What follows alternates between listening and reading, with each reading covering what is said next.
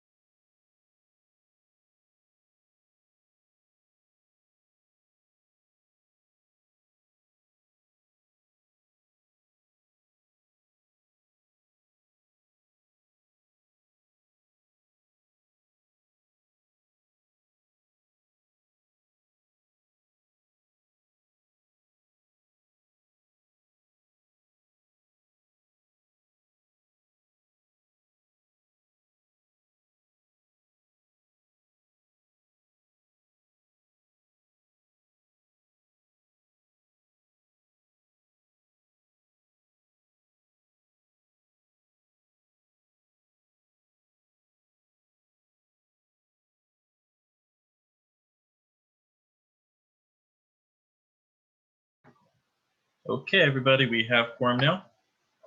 We're going to bring this meeting to order now. And starting things off, let me share the screen to the agenda. We have Rohan with the previous minutes.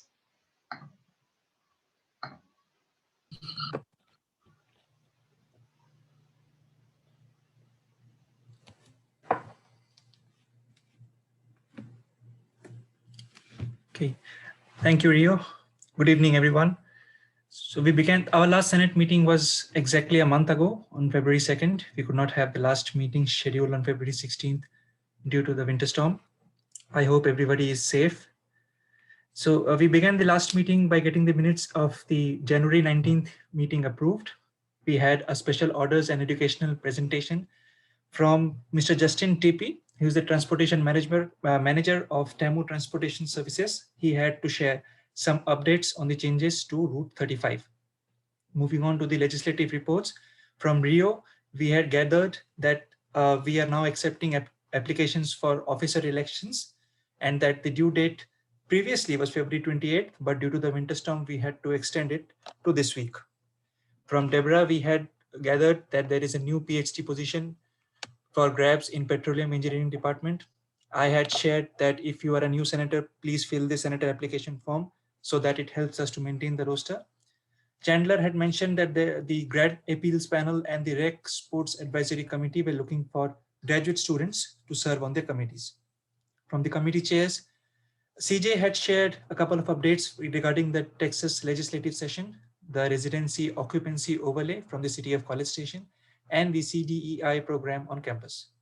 From Paloma, we had gathered about the Positive Pictures project and that the blood drive for spring was successful. From Krishneshwar Ramineni, we had gathered that the Spring Virtual Conference Awards were accepting applications and the deadline was February 8th. GPSG R54.06 regarding fee caps for Texas A&M students, it was passed with a Senate majority. Okay, thank you, Rohan. Now, can I get a motion to approve the minutes as read? Motion to approve. Okay, I have a motion from Nick Farmer. Is there a second? I second the motion. Okay. Sounds good. All in favor, please say aye. Aye. Aye. Aye. Aye. Aye. Cool. All opposed and abstentions? Probably none. Motion carried. The previous minutes have been approved as read. Thank you for that. Also, thank you all for your attendance this evening. I know it's Texas Independence Day, but it's nice to have everyone here. I'm also very sorry for any struggles that people went through with the last winter storm that we had. My understanding is that doesn't happen here very often, so to those of you lucky enough to experience it, it'll make a great story one day. But I hope you're all okay. And I also want to share something that Paloma put together for us. Very cool. I think it's on here.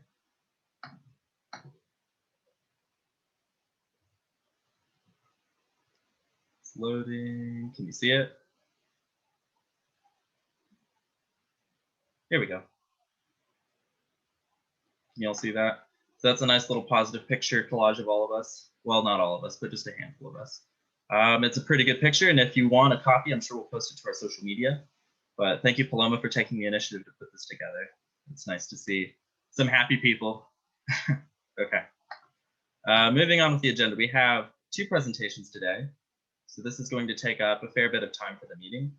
First, we have Dr. Langelier from CAPS, as well as Ms. Christy De La Garza from CAPS, and they're going to talk with us today about the organization that they work with. So I will pass the floor over to them. Screen sharing should be enabled. Fantastic. My name is Christy De La Garza. I am really honored to be here today, and I am with my colleague, Dr. Langelier. I'm going to let her screen share the presentation, perhaps, get all that organized. I love the picture that you all just shared with all of those positive, hopeful messages on the signs. That's really neat. And it was a nice way to kind of move into our presentation just about living your best life in graduate school. And we're going to take a little bit of time to just talk about some of the challenges, some of the ways that you can take care of yourselves during graduate school. We know you all are busy. Really excited about all of the participants here today, and I know you're making a lot of great decisions and really helping our graduate students. And so thank you for your time today. I'm going to move to the next slide. Does everybody see the presentation? Okay. Yes, we see it. Oh, thank you. You know what? Because I don't see anybody. Thank you for the thumbs up too. I'm also I probably should let Dr. Langelier introduce herself too, so she can pop on the screen. Hello, I'm Connie Langelier. I am one of the psychologists at CAPS, at Counseling and Psychological Services. And we are excited to be here tonight to talk to you about our resources that we have, to talk a little bit about the challenges of graduate school, and then to sort of end up with some things around COVID and self-care during this time. When Rio invited us to come, he said, yeah, you can discuss anything that's related to CAPS. And we're like, well, okay, that's pretty broad. So we decided to pop in and talk some about a variety of things, and we'll hopefully have you all be interacting with us through the chat if possible. I don't know if we can do that with this particular setup. I'm looking for the chat function here and I'm not seeing it. Got it, Connie. If you want to go to the next slide, I think the chat should be there at the bottom.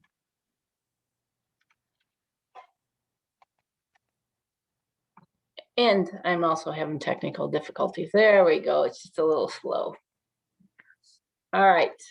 So what we hope to do today is talk a little bit about, I received the results from the mental health survey that you all did with graduate students, and one of the themes of that is that we love what CAPS does. We just want more of it. We feel like there isn't enough resources for graduate students, and so in my conversation with Rio, I in a very kind way, of course, I said, you know, we have 36 clinicians at our center, and we serve 68,000 students. And so with that in mind, we have this mandate to do short-term goal-oriented services, which is understandably disappointing to many folks. And we are, again, confined by the limits of our resources.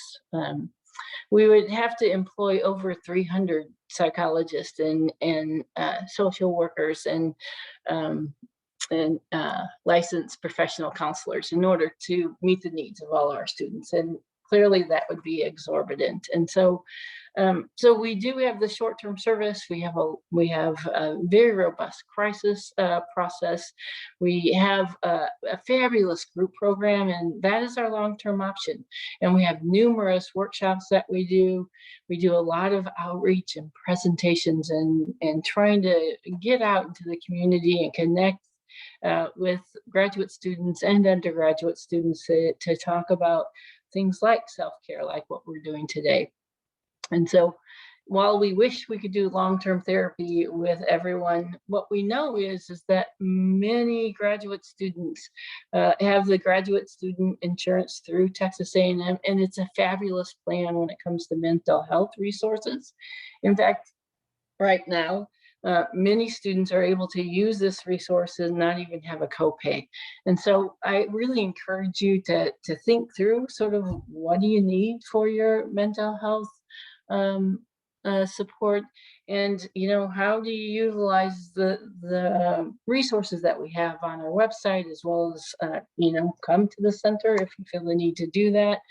And your graduate student insurance is fabulous. So I encourage you, those of you that have that, to really check that out. I mean, it's really a great benefit for you all, and to not have a copay is a pretty amazing process. So we will actually put some information in the chat box before we're done today that gives you a picture of our resources, that tells you more, gives you more details about that. But we want to spend most of our time talking about self-care. So we're going to pop into the next slide. Maybe. A little delay. But hopefully you all, as this slide starts rolling in, we're going to use this time to utilize the chat feature and see if you can give us some responses. And I'm not quite sure why the slide's not coming up, but what we're wondering is, there you go. Let's talk about grad school. And what are the top 3 challenges for you in the graduate program? And if you want to just plop that into the chat, I think that would really be a good way for Connie and I to get a feel for what are you experiencing and what does it look like. So feel free to put it in the chat if you don't mind. And it could actually be one word if you'd want as well, but just to get a feeling of how everything's doing, how everybody's doing.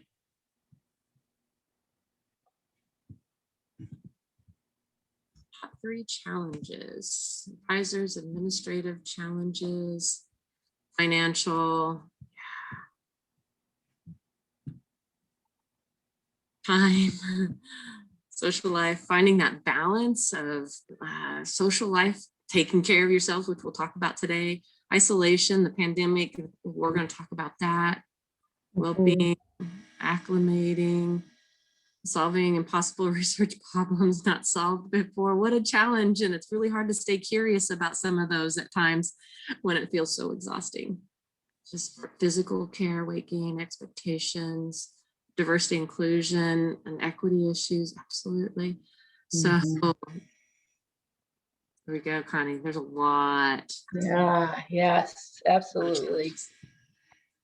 Yeah, so I think as we look at sort of all of these challenges that come along with being in graduate school, is sort of this impossible work schedule, these major demands, the imposter syndrome, the need to sort of be everywhere and everything to everybody, and the lack of sort of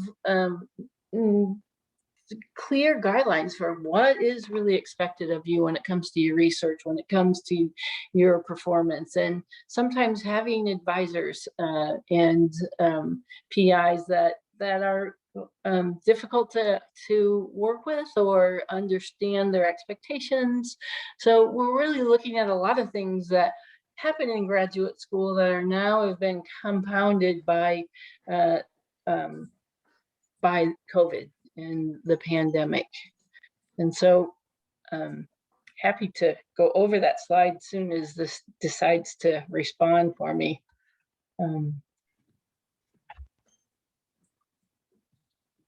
You ready for the next slide? Yeah, I'm trying. Yeah, I hope my Very internet trying. is. There we go. So here we go. So, you know, as you think about COVID, there's a lot of uncertainty and COVID and a lot of difficulties that come up as we think about it. We look at, so the new normal, really the new normal is that nothing is normal anymore, that everything that we knew prior to the pandemic is now sort of turned on its head. Things are uncertain. There's a lot of instability and sort of plans for the future and what does it look like to get your funding and your grants and where's that money going to come from? Job market look like? There's just a lot of unforeseen changes. Many of you have likely either know someone or have had someone in your life affected by COVID and have had some losses in that process. And somebody also sort of mentioned this during the chat time that there's the physical distancing and the isolation. We don't have the freedom to connect in the same way that we used to be able to connect with one another and support one another. And so the new normal just adds a lot of layers to the struggles that are already there in graduate school. So it has impacted your grad school experience. Your classes are presented in different ways. Your research is impacted because of the number of people who can be in the labs. And if you're teaching, you know, you're standing behind a partition, you're masked, your students are supposed to be masked. Sometimes you have students who refuse to be masked. So there's just a lot of sort of added layers again to the stressors that come along with being a graduate student right now. Again, the new guidelines that everyone needs to follow in order to stay safe. We're all committed to keeping both ourselves safe, but also the students that we're teaching and our peers that we're interacting with. So again, difficult to connect socially. The ways of connecting and being able to hang out, go out for meals, all of those things have been impacted by the pandemic. And then we have an added layer. I think it's really important for us to pay attention to this piece. There are many of our communities that are disproportionately impacted by the pandemic. And by things that are happening in our current culture. You know, our international students, those of you who are international status know full well that COVID, the pandemic, the political, cultural changes that have been happening have impacted you and your security in being here, the intersectionality of being an individual of color, being from the Q+ community, just having to manage being a DACA student or undocumented. And so just a lot of, again, cultural and familiar dynamics that are impacting us as we try to move into the world and continue to do and manage the demands of graduate school. So with all of that in mind, I don't know if you all are feeling a little overwhelmed by all of that, but what we're looking at is that the reality of COVID is that there's a lot of uncertainty, there's a lot of instability, unforeseen changes, loss and grief. The isolation, what we know is that there are potential impacts for all of these dynamics on our emotional world. And so it can lead to the sense of disconnection, a fear of loss of job, fear of loss of funding, What does the future look like? It can lead to loneliness, anger, some frustration, and some fear of missing out, right? It's like, things are happening out there and with your friends and you're not able to be there. So there's a lot of stress and worry that come along with that, as well as an increase in depression and anxiety. And so what we want to talk a little bit about now, maybe a little bit slower than what I've been talking, is what do we do about these things? Clearly, we're all impacted by the pandemic in different ways, depending on sort of what our intersecting identities are. But we all have an emotional response to changes that are happening in our world. And so we want to talk today about, so what do we do with this? Where do we go with this? And how do we begin to pay more attention to our self-care and how do we show up for ourselves and for one another? Yeah, I mean, just listening to just the impact of COVID and then that being on top of being a graduate student, there's obstacles and there's barriers and a room for a lot of grace, Connie, as I was listening to you talking about these struggles, that opportunity for grace, that this is the first pandemic that not everybody, but most of us have experienced and are trying to navigate. And so when we talk about self-care, it really is meant to be an opportunity to pause, take a breath, and recognize that there's some that you deserve some care and some grace.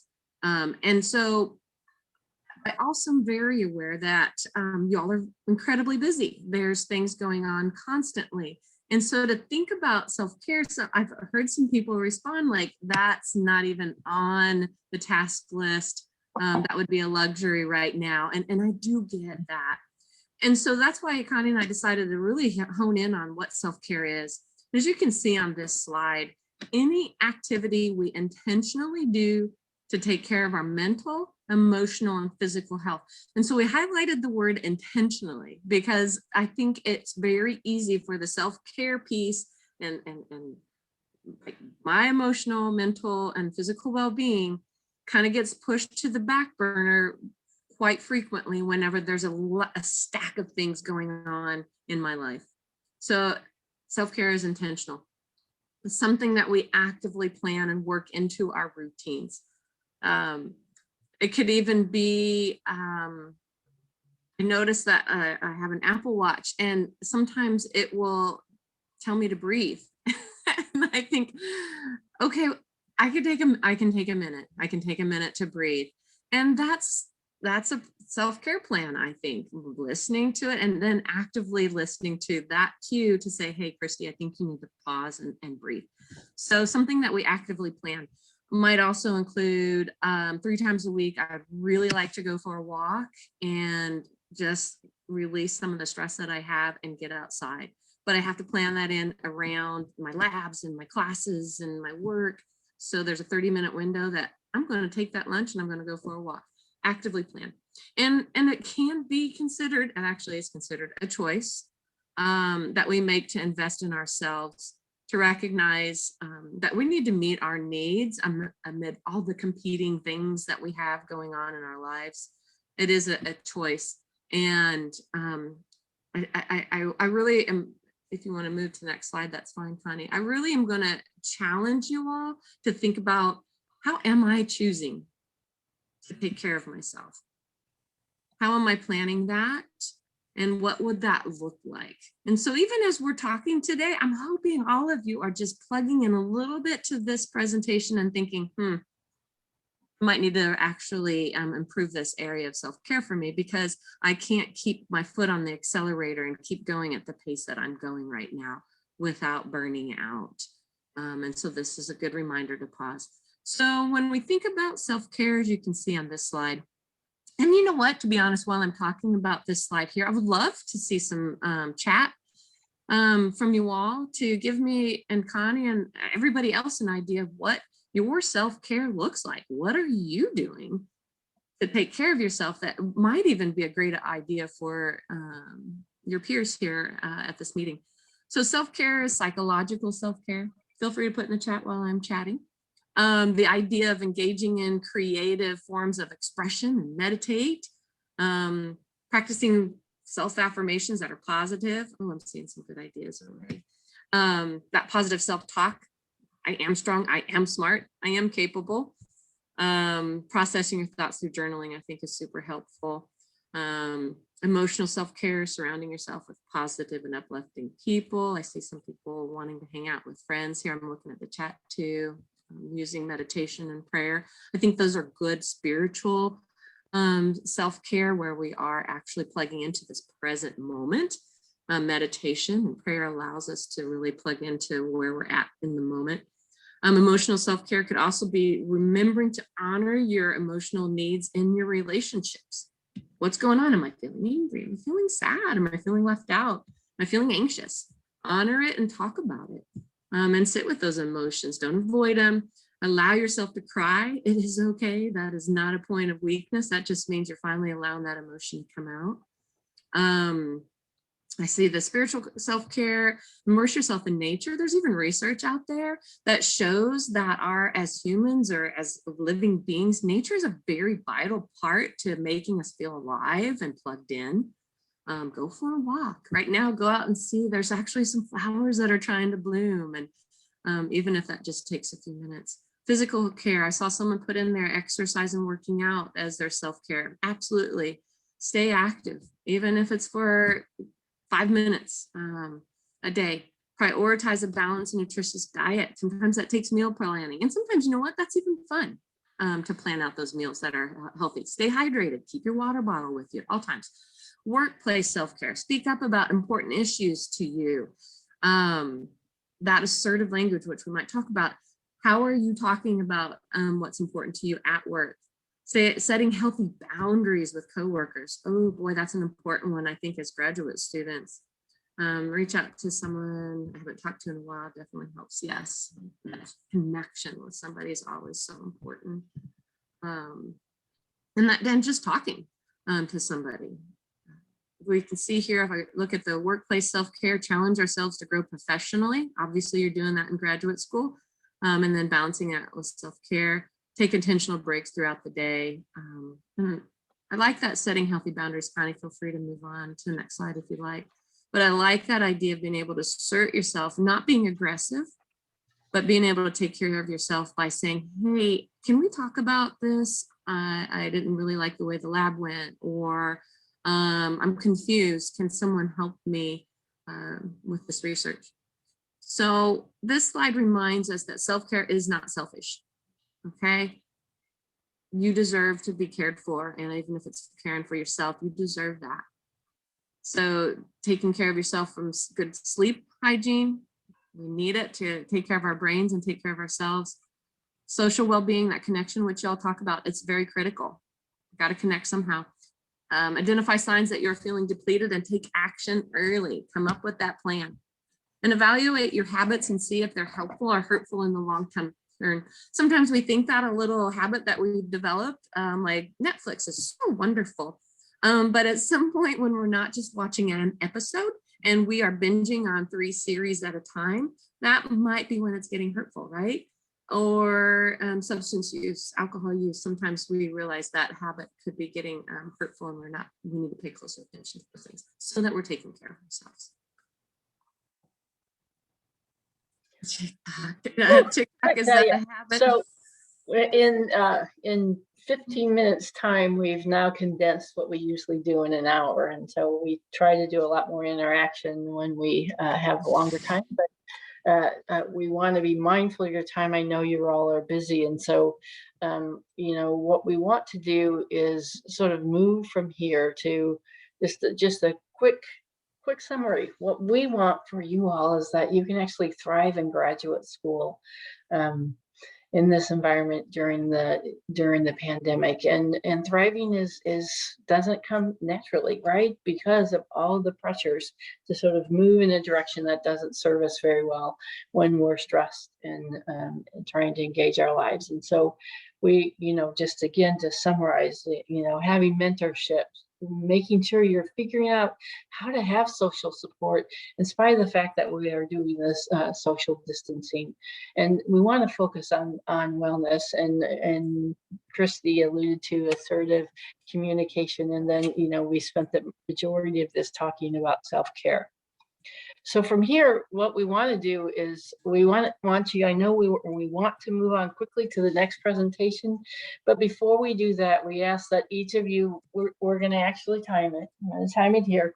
We're going to take the next 30 seconds for you to sit and think in this moment, what are you willing to choose today to take care of yourself and show up for others? We want you not to walk away from this presentation and say, oh, well, wasn't that nice? Thanks, Caps, for coming to talk to us. But that you actually think through, what do you need? What do you want? What are you willing to do right now? What are you willing to choose to do to take care of yourself and take care of others? So if you're open to it, go ahead and put that in the chat. Go ahead and put in there, what do you want to choose today? What's one thing that you want to choose today to take care of yourself?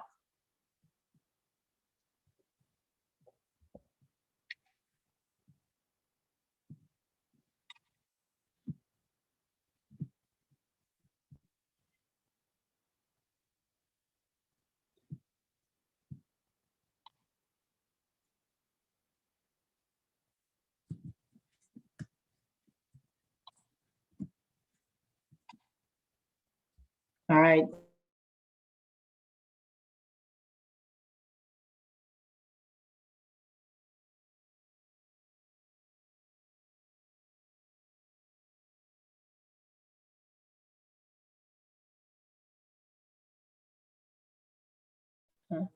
Avoid stress.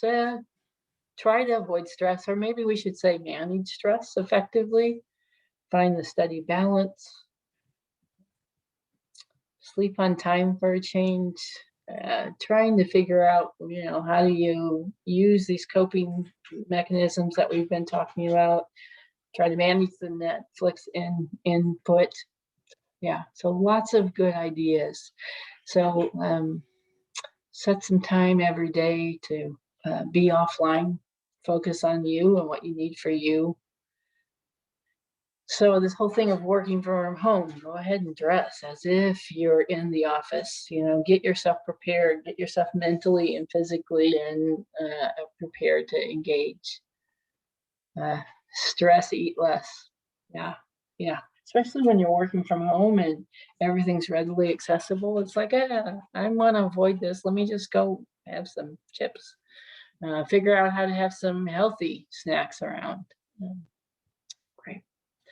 Lots of great ideas. And I hope that, you know, again, as we end our time with you all, that you all can spend some time, you know, being serious about your self-care. Knowing that, you know, showing up for each other and taking care of yourself is just really, really important as you all continue on your journey here. I'm laughing as I see Bluebell ice cream. I just tried a new Bluebell ice cream flavor, ice cream cookie cream cone or something. It was amazing this weekend. So I'm with you, whoever said that about ice cream. I'm going to put in the chat, y'all, the CAPS website. There's a lot of self-help resources on our website. There's a lot of videos that kind of can help you think about, how do I want to manage that stress as opposed to just not have it? How can I manage feeling depressed, or how do I recognize and honor my emotions? So I did drop the website in the chat box. If you wouldn't mind just taking a look at that sometime, I feel like you'd be surprised at all the resources readily available. I'm also going to plop the QR code. I'll go ahead and talk about that one too. We do appreciate your feedback.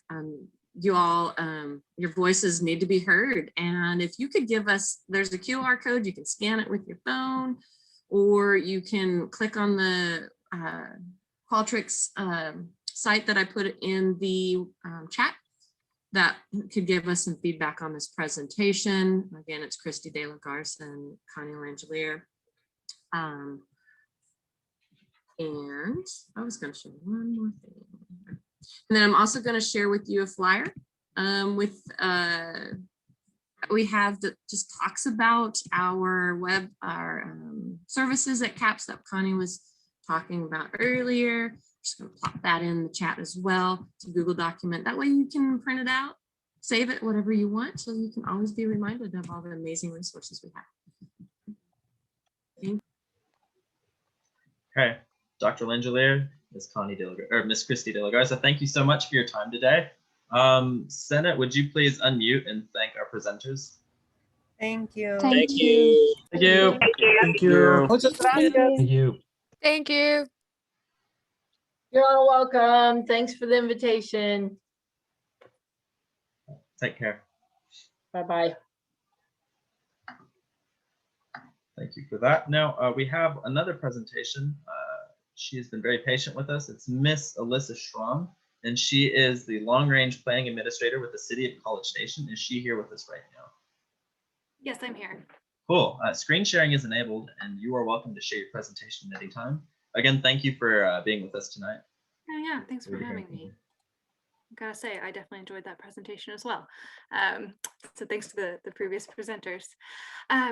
Like Rio said, I am with the City of College Station. I specifically work in the Planning and Development Services Department, and I'm here tonight to talk about the proposed restricted occupancy overlay, also called a RU, and then also commonly known as a no more than two unrelated ordinance.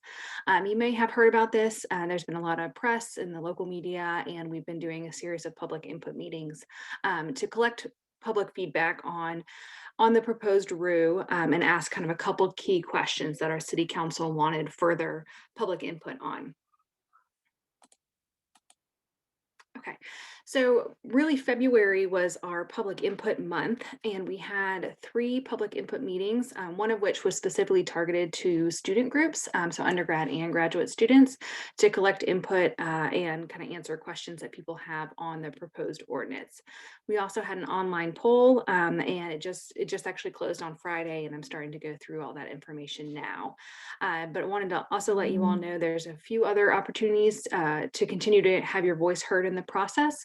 I will be presenting at our Planning and Zoning Commission this Thursday, March 4th, and that is at 6 p.m. And then the following week, I'll be presenting to our city council on March 11th. And again, actually, I think the start time on that is 4 o'clock. Both of those are workshop sessions. So what that means is that city council and planning and zoning commission aren't actually voting to adopt anything this week or next week. They will be hearing from me, and I'll be summarizing the public input that we heard throughout all of February. So people's concerns about the RU, people who are in support of the RU, all of that feedback that we got throughout February and in past months as well, summarizing that and presenting it to both of those, the commission and the city council. If city council directs us to move forward with the proposal, then it would most likely be coming back for an actual vote, so what we call an action item, in later March or early April. So there's essentially 2 scheduled, and then definitely 2 more public meetings that you can participate in as students, as members of the community, if you would like to share your thoughts on the proposed RU ordinance. So what really the RU is aimed at is addressing the number of unrelated people who can live in a single family house. So what you see here, the image on the left, is our current citywide ordinance. And it essentially says no more than 4 unrelated persons can live in a house unless you are related by family, marriage, blood relation, and a few other kind of qualifying relationships. What is being proposed is an overlay zoning district that would limit that down to 2 unrelated. So as you can see with the image on the left, it is 1 family, and that number doesn't matter. So a family could be 4 people, it could be 7, it could be 12, it could be 1. And then what you see on kind of the right side of the equation is the 3 other people that are allowed within 1 single family house. And then what you see on the right side of the screen is how that would function under the proposed RU. So a family unit plus 1 additional person. So the way this would work is being proposed as a overlay zoning district. And what zoning is zoning essentially sets regulations on every property within the city. It regulates things like setbacks, like how far your house or structure has to be from a property line, lot size, building height, all of those things are within a zoning district. So that is kind of the standard zoning. The RU is being proposed as an overlay zoning, and that would be something that goes on top of those standard zoning districts. In the case of the RU, the only additional restriction would be the occupancy restriction. So the way this would work is that if city council adopts the proposed RU, a subdivision could then come in and ask for it to apply to their subdivision. So we call this enabling legislation. The RU would enable subdivisions to be able to ask for this extra restriction within their subdivision boundaries. And so the two images you see here are what we call a subdivision plat, and it is the legal recordation of a piece of property. So we would look at the original subdivisions to see where this could apply. So I put this up there just to kind of address the concern that's often communicated that would this apply citywide? How would it impact neighborhoods? Where could this apply? So it would really be up to each individual subdivision that's interested in having the RU to come in and go through the process, submit an application, and ask the city council for a overlay to apply to their subdivision specifically. And I know that's kind of complex and a lot of planning language, so please feel free to ask me questions at the end. This map here shows example areas of where this potential restricted occupancy overlay could apply. Everything you see in color, the yellow, the green, kind of the beige colors, these are all of our existing single family zoning districts throughout the city. This doesn't mean that the RU would apply to all of these. It would again be up to each subdivision to come in and ask for the overlay within their subdivision boundaries. Everything you're seeing in white is not single family residential zoning. So it's commercial districts or the university or industrial areas, and the RU would not apply in those areas. I think something else worthwhile to point out is that we do have duplex zoning. So that's essentially a house that has 2 units within it. And then we also have multifamily zoning. So that's like your apartment complexes. And the RU would not apply in either one of those situations. So it's just single family. And these are the potential areas in which it could apply. So City Council, we had a workshop with them back in June of 2020 and presented this draft ordinance to them. And they essentially tasked city staff with getting more public input about 3 main points. So they wanted to collect people's general feelings about the ordinance, a required petition percentage. So that would be the number of people, of property owners within a subdivision who would have to sign on to the application to get it to be able to ask city council for this. And then city council also asked us to get public input on what is an appropriate legacy clause. And this is commonly called grandfathering. So, how do we deal with properties that may have more than 2 existing today? If a RU were to go into effect, how do you deal with those properties going forward? So those were the 3 main kind of public input questions we asked throughout February, and we did this through 3 different public meetings and then an online poll that essentially asked these questions. How do you feel about this? What is an appropriate petition percentage, and what is an appropriate grandfathering clause?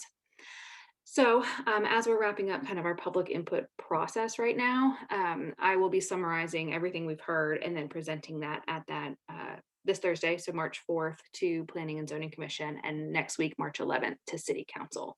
So even though we're kind of on the end of the public input phase right now through those meetings, those upcoming meetings are public meetings. So you're welcome to sign up. I'll drop the link at the end of the presentation. I'll drop the link to the RU website, which I have here on the next slide. And then also there's a website that shows you how to sign up as a speaker. So you actually would get kind of 3 minutes.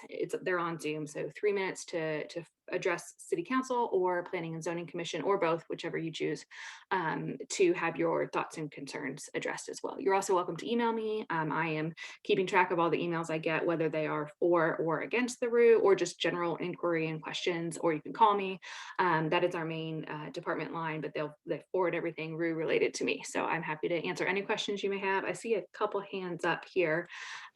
So I guess I will kind of pause talking and Should I call on you guys directly, or Rio, do you want to facilitate? Ms. Schramm will call on them. Okay, great. So folks, I encourage you to take down Ms. Schramm's contact information while it's up, because we're probably not going to have enough time to answer everyone's questions tonight. But in the order that we have hands raised, we will begin with Aaron, then we will address Stacy's question, and then Harold's question. So with that, Aaron, you have the floor. Howdy, Alyssa. Thank you so much for this presentation. I'm curious to know, how would the city actually police and monitor the number of individuals within a residence? Yeah, thanks for that question, Aaron. We do have a code enforcement team in the city, and they enforce our existing no more than 4 unrelated ordinance. So the code enforcement team would also be tasked with enforcing the RU, so dropping that number down to 2 unrelated if it passes in a specific subdivision. So the way that works, our code enforcement team is complaint driven. So it is based on receiving a complaint from a neighbor or a concerned citizen or whomever through our, we call it See, Click, Fix program. And so you can, go online and submit a potential code violation. And that's the same process for, somebody having their trash can overflowing or trash in the yard, parking in the yard, all those different types of code violations.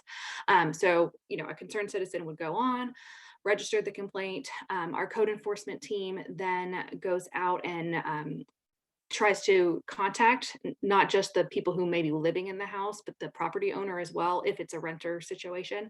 Our code enforcement team does education first. That is the kind of their mission, is to go out and let folks know what the current ordinance is, and do that education piece before getting into the investigation and more punitive type of enforcement. So if they're not able to contact the folks and they reach out, they knock on the door, they try to do phone calls, emails if they have email addresses, and they mail letters as well. If they can't get in contact, they kind of move to the investigation piece, which is tracking license plates over a 21-day period. So, they would kind of check in once a day, see the cars that are at and around the house, and log those license plates. And then from there, they submit all of that to our city's legal team. And it's ultimately up to the legal team to decide whether or not there's kind of like an abundance of evidence to then submit it to municipal court and pursue it from a summons perspective. So that gets more into the punitive damages, and a summons to court. So, that's kind of the more extreme version. The first step really is that education piece, because we know, folks may not know that we currently have a no more than 4 unrelated, or in the case of RU, no more than 2 unrelated ordinance. Awesome. Thank you. Yeah, thanks for your question. Stacy, it's all you. Hi, Alyssa. So I have a question. Who benefits from this? Like, why is this even a conversation, I guess? Yeah, good question. So this is something that really many city councils have brought up over about a 20-year horizon. It's kind of ebbed and flowed and interest of it.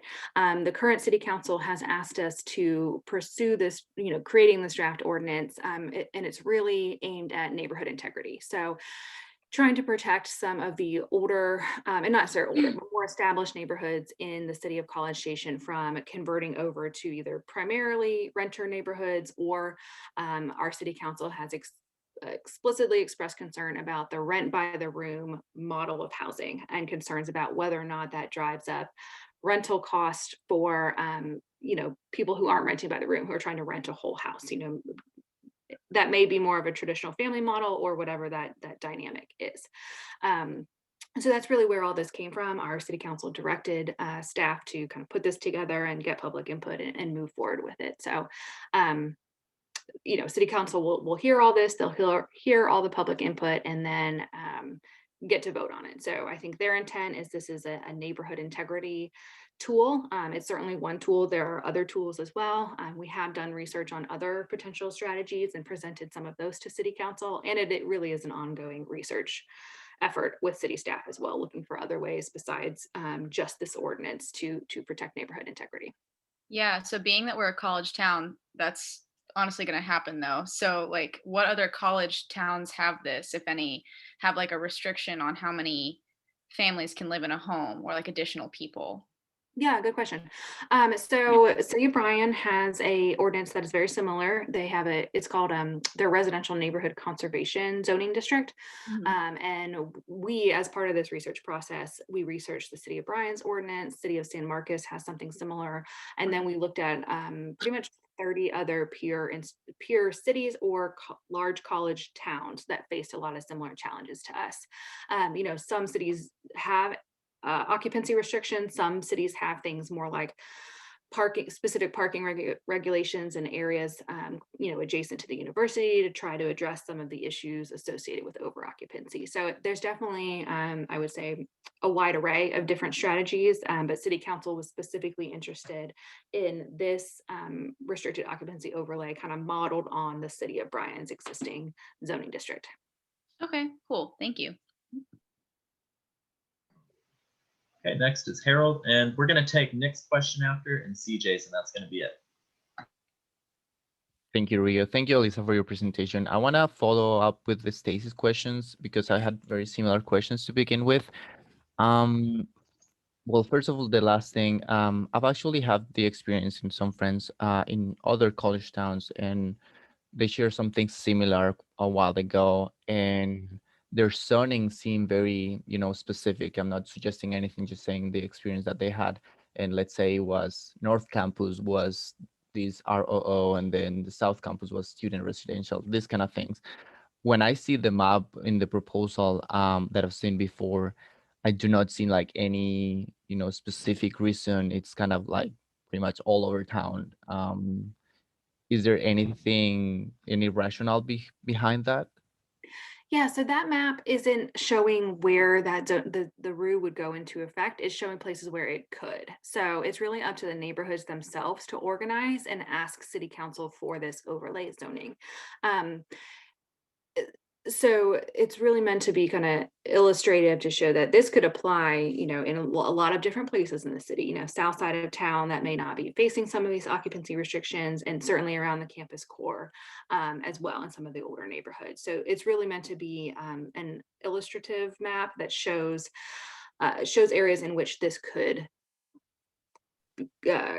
go into effect if City Council enacts the enabling ordinance. I hope that answers your question. So it's kind of a bigger picture, but it would be up to each neighborhood to come in and ask for it.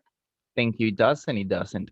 Because the potential, then I don't understand that those are the potential areas that could be, but then the potential areas are basically not, they don't have any rationale behind the being potential. It's just, or what is the rationale for being potential? It's just because what I see is just, it's all over town. Yeah, so So, you making sure I understand the question, asking what's the rationale for neighborhoods that may be farther away from campus that, may or may not have occupancy issues? Is that the question? Like why? let's say what was one region in yellow and other in white? Like what was that line that said like, no, that we cannot include this in yellow, but we can include this other one in yellow. Oh, gotcha. So yeah, that is meant to, and I'm gonna flip back to it because that might help. So everything you see here that is in color, whether the color is yellow, brown, a lighter green, or a darker green, or tan, those are all zoning districts that could ask for the restricted occupancy overlay if it were to go in, if City Council adopts it. So these are all of our single family districts in the city, and that's really the deciding factor of whether or not they're qualified to ask for the RU. Now, where those boundaries end up being drawn would be up to the subdivisions themselves to come in and ask for it. And then we would look at their original subdivision, how it was legally laid out when it was originally developed. And those would be the boundaries in which the overlay applies. All right, I understand that. Thank you. Okay, thank you. We're going to ask for our last two people asking questions to be a little quick if they can. First, we have Nick and then CJ. Yeah, mine's very quick. It's just how, you find somebody in violation of this if it goes into effect. How does that play out? Does that affect the residents, or is it a fine on the owner of the property? How would that kind of play out? Yeah, good question. So that would be a fine on the property owner. So if it gets to the, a court summons, like I mentioned before, the code enforcement process, we do education first and then, the investigation and then submit it for potential consideration for a summons. If it gets to that summons phase and essentially goes to the court, the judge can charge a fine, and essentially the property owner would be responsible for paying the fine. Thank you. Thanks, Nick. CJ? Howdy, Alyssa. Thanks again for coming out tonight.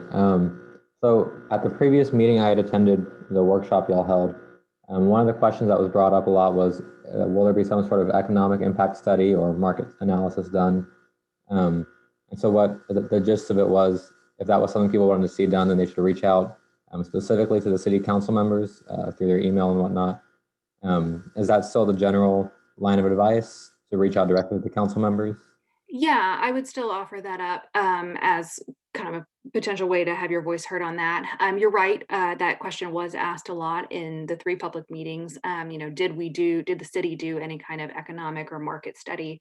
The answer to that is no. We did not do a market study about this proposed ordinance. The city council didn't direct us to. If they do, then we could certainly look into that. There would be cost impact with that, staff time, so we'd have to analyze some of the more fine-tuned questions of like, how would we go about doing a market study? But that would have to be something that city council asks for specifically. So, if you're leaning, you think that's a worthwhile thing to do, then yes, reaching out to city council, whether through email or signing up to speak at the upcoming meeting to have your voice heard, are probably the 2 best ways to get that specifically in front of city council. Got it. Thank you. And I encourage you guys all to sign up if you're interested, or even just listen in. It will be a Zoom meeting, so you can just hop on Zoom and listen at your leisure. We also broadcast all of our public meetings on channel 19, which you can find on the city's website. So you can kind of stay tuned as the RU process moves forward. We do also have an email list for the RU that I send kind of emails when something's happening or upcoming meetings that you can get involved on. And that is on that cstx.gov/RU website. And I'll put that in the comment feed. Let me re-enable chat for you real quick. Oh, thank you. Okay. Ms. Strom, thank you very much for your time this evening. I know we had a later start than I mentioned in the email, so sorry about that. Oh, that's okay. Thank you for having me. I appreciate the invite to come speak to you all. Absolutely. Senate, you're welcome to unmute and thank Ms. Strom for your time. Thank you. Alyssa. Thank you. Thank you. Thank you. Thank you. Cool. Thanks, everybody. So we are getting to the actual meeting now, a little bit later than normal, but we will be quick as GPSG is. I want to invite Nia Wilson, who's a senator from Performance Studies, to turn on her camera if she wants and talk a little bit. Okay. Hi, everybody. My name is Nia. I'm organizing Lightning Talks, which is a student research presentation that is a component of Race Talks, which is this like interdisciplinary humanities colloquium that's going on over Zoom, and to like hear from scholars and artists about sort of like anti-racist works. And so Lightning Talks will feature 5-minute pre-recorded video presentations by students about their research. And we're encouraging people to submit who have research that directly touches on race and ethnicity, but we're also looking at things from a very like intersectional lens. So issues of gender, class, et cetera, can also be included. And so if you could just share with your departments that this is going on, the announcement is in the agenda. And if anybody has any questions, please feel free to reach out to me directly. My email is also there. Cool. Thank you, Nia. I hope you get good participation in that. Yes, at the bottom of the agenda here in the announcements, there's more details if folks are interested. For my updates, I know we had the deadline originally for the GPSG officer elections. That was last week, I think. We also had that winter apocalypse stuff happen to us. So the new deadline, if you're wanting to run for Vice President of Information, Finance, University Affairs, my role, or the student body president role, then click that link and submit an app by March 5th, Friday around 5 p.m. or so. And there's more details about that there. Let's see. Chandler, do you have any updates? Yeah, I mean, mine are, excuse me, mine are essentially the same as they were before. Again, we'll go through what you all need to do or what might be helpful. So the first point there is the internal committee preference survey. Only fill this out if you haven't already. That's how you'll be able to be assigned an internal committee. If you filled out that survey already, you should have received an email from me. I'll go back to the spreadsheet in a little bit and see if anyone else has signed up there. If you're unsure if you filled out that survey or not, click the second link. That's the internal committee assignments. That'll tell you, they'll show you all the committees that we have. In the bottom, there are different tabs, 3 different tabs for representing each of our internal committees. Click there and you'll just find your name. You'll see which committee you're in. External committee signups, we really only have 1 on there, but if you're interested in serving on any type of external committees, there's your opportunity there. You can disregard the external committee meeting schedule. That's already completed now. Everyone's filled out everything there, so we're all good. And then finally, for external committee reports, if you sit on an external committee, you're expected to submit a report. You click that link there and it'll show you all the directions for that. Cool, thanks, Chandler. Next, we have CJ, our Legislative Affairs Chair. All right, I'm gonna try and speed through this and request that whoever's running the agenda not open the links, just because that'll take extra time. So at the federal level, the proposed visa change we talked about last semester, the fixed duration FI and J visas, I confirmed that with International Student Services. That was abandoned, so not a concern right now, fortunately. At the state level, I'm just going to cut right to the chase. The high point of the state legislation lately has been the order today from Governor Abbott to end the mask mandate and allow businesses to operate at 100% capacity beginning March 10th at 12:01 a.m. This is going to be interesting to play out for A&M, as A&M is a state institution and takes their cues generally from the state of Texas. I'm not a lawyer, so I don't take this with a grain of salt. But reading through the order, it seems to be the case that A&M will still be left with the agency to make their own call on that. But I will keep you all updated if I hear anything else. At the local level, as you just heard, we had Ms. Schramm come and present about the RU. And again, thank you very much for that. If you have comments, questions, suggestions, feel free to contact your city council. I linked their email addresses there. There's a link for the RU general information. Additionally, the Brazos Valley Vaccine Hub it's actually in Bryan, if I'm not mistaken, is currently looking for volunteers to help out, staff various positions, check-in, parking lot attendant, things like that. So if you find yourself with time and want to help out a little bit, I would encourage you to do that. Shifts are like 5 to 6 hours. You sign up once or like 1 day shift. So yeah, there's that. At the university level, our counterparts in SGA concluded their elections last week. And I linked those results there if you're curious. On the topic of mental health at the university level, because I know it's something we talk about a lot, A&M recently started offering Campus Connect training. So this is suicide prevention training at the student level. There's one coming up next week or the week after, if I'm not mistaken. There's one coming up in April. So if you have the time, I would encourage you all to go ahead and do this training. It's something that has been affecting the university more prevalently over the past few months than at other times. So yeah, that's my thoughts on that. And just generally, if there's a specific issue that you're interested in that I don't typically cover in my updates, let me know and I'll try and get some info on that. Thanks. CJ, you are more informative than any newspaper I've ever read. Thank you so much. It's all from Twitter, I promise. Oh, wow, you kids and your Twitters. Next, we have Paloma, who is the Chair of Programming, Service, and Recruitment. Hello, everyone. So I hope you guys like the positive picture. Thank you, everybody, for submitting your pictures. I really appreciate it. Next big announcement is that we're going to be having our GPSG banquet. We couldn't have it last year because it caught us in the middle of the pandemic or whatever. So this year we've decided that we're going to go ahead and do a Zoom GPSG banquet. In case you haven't received your save the date, here it is, April 27th from 6 to 8 p.m. That's when the banquet is gonna be. We'll have some tasty food and some fun times, so I hope to see you all there. The next event that we're gonna be having is a virtual movie night. This will happen on March 11th at 7:30 p.m. And we have a doodle poll that we would like you to fill out because there is tons of movies out there. So the amazing group that's helping me with this has picked out some movies for you. And so please choose the movie that you like the most from the list that we have provided there.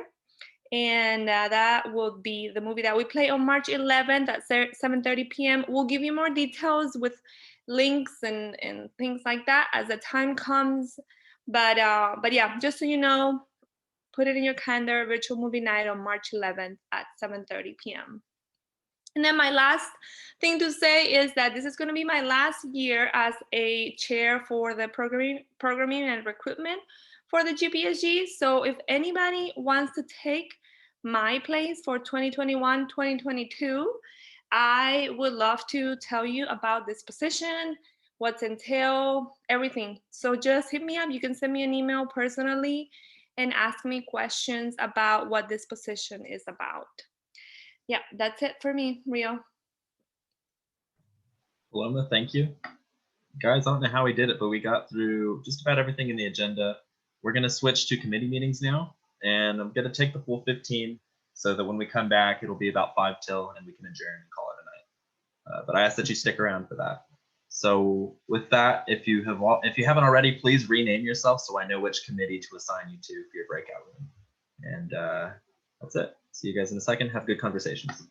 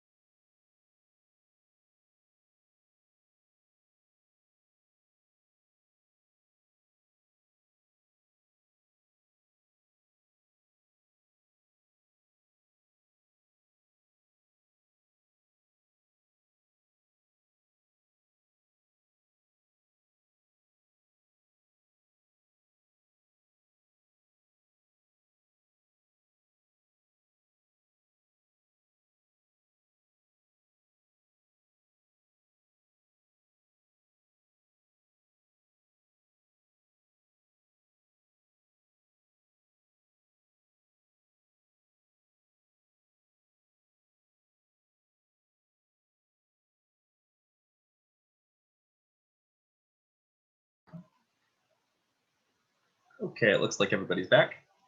Hope you had good discussions with your committees. I wanted to let you know that we only have 3 meetings left for this semester, and those are going to be in 2 weeks, and then on the 6th of April and on the 20th of April. Those are our last meetings that we'll have. So I bring this up because if there are any policies that you would like to write or resolutions that you'd like to write, now's kind of the time to get started on that, because you've seen how they can bleed into multiple meetings. So if there's any initiative that you want to work on and you're not sure how to get started, you could ask one of your co-chairs, you could email me about it, and we'd be happy to get started. But yeah, only 3 more meetings, and then believe it or not, we're done for the semester, and it's been a lot of fun. So with that, does anybody move to adjourn? Move to adjourn. I second that. Cool. Thank you both. All in favor, please say aye. Aye. Aye. All opposed and abstentions. Motion carries. We are adjourned. Have a good night, everybody. Night. Good night, everybody. Have a good week. Thank you. Be safe.